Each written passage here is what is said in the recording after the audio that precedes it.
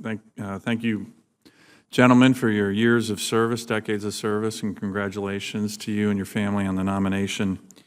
General Langlois, I want to talk about the National Guard's role in the Arctic. You may have seen a report over the weekend that the Russians launched with much fanfare one of their newest massive icebreakers, nuclear-powered. They have 40. They're building 13 more. Even the Secretary of Defense said this is a very strategic region of the nation for the United States because of transportation, commerce, natural resources, but we're late to the game. What role do you see the National Guard playing to help defend U.S. interests in this part of the world where we're way behind some of the potential adversaries that we see in the region? Well, Senator, I think the National Guard, the Army, and the Air will play the same role inside their services, inside the Air Force, and inside the Army that we do in all the rest of the U.S. Northern Command, AOR. I think that you see that as a strategically important region for the country? I do.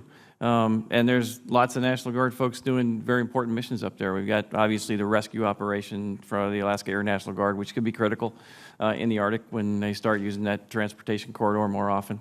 Ballistic missile defense and ballistic early warning radar systems at Greeley and Clear, Alaska. Hugely important National Guard missions that directly related to national security. Let me turn to an issue that General Goldfein was talking about during his confirmation hearing last week, and that's the F-35 maintainer shortage. Senator Heinrich and I actually had an amendment in the NDAA that had the Air Force looking at how to address that shortage. What role do you see the Guard or the reserves playing with regard to trying to have our active or reserve or Guard personnel addressing that as opposed to contractors? Sir, the Air National Guard is so integrated with the United States Air Force. We're in every issue. I mean, in every platform, we're being recapitalized. We have all the same issues to train our maintainers to fly our airplanes.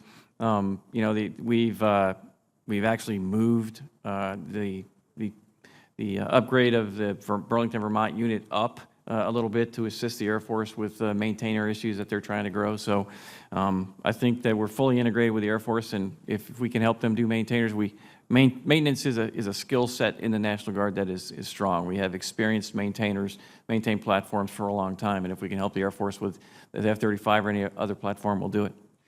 Let me just turn to the issue. You know, in Alaska, the Guard is obviously very integrated into all our active and reserve military operations. We are becoming rapidly the hub of air combat power for the Asia Pacific with 100 fifth-generation fighters are going to be located in Alaska, over 100, C-17s, C-130s, KC-135s, 3 red flag exercises, 24/7 alert missions, intercepting Russian bombers, you know, on a weekly basis now. And a lot of this, as you know, General, is integrated Guard, Reserve, and active forces. Senator King mentioned the KC-46. We think there's a lot of strategic value of giving a hard look at Alaska with regard to that base, and given that we are the hub of air combat power in so many ways. Can I get your commitment, if confirmed, to come to Alaska and take a hard look at these issues and how they might relate to the basing decision of the KC-46? Absolutely, Senator. And then finally, I wanted to just mention... Would that be in the summer, hopefully? You can go to Arizona in the summer. That's right. In the NDAA, we had an amendment that talked about giving the Guard leadership the discretion to lift on a case-by-case basis the reimbursement cap for travel of Guard members in rural areas to be able to travel to their destination for training. And as you know, right now, the cap is $300, and for a lot of different Reserve and Guard members in different states, that can be just a fraction of the cost that they actually have to incur just to go train.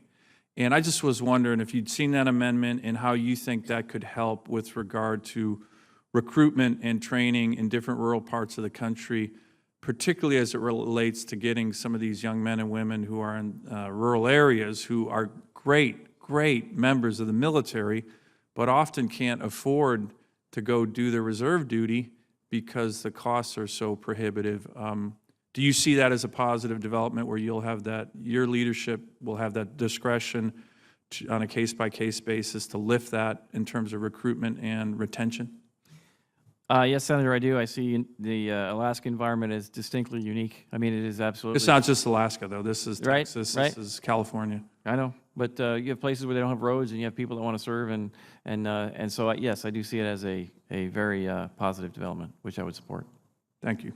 Thank you, Mr. Chairman. Thank you, Mr. Chairman.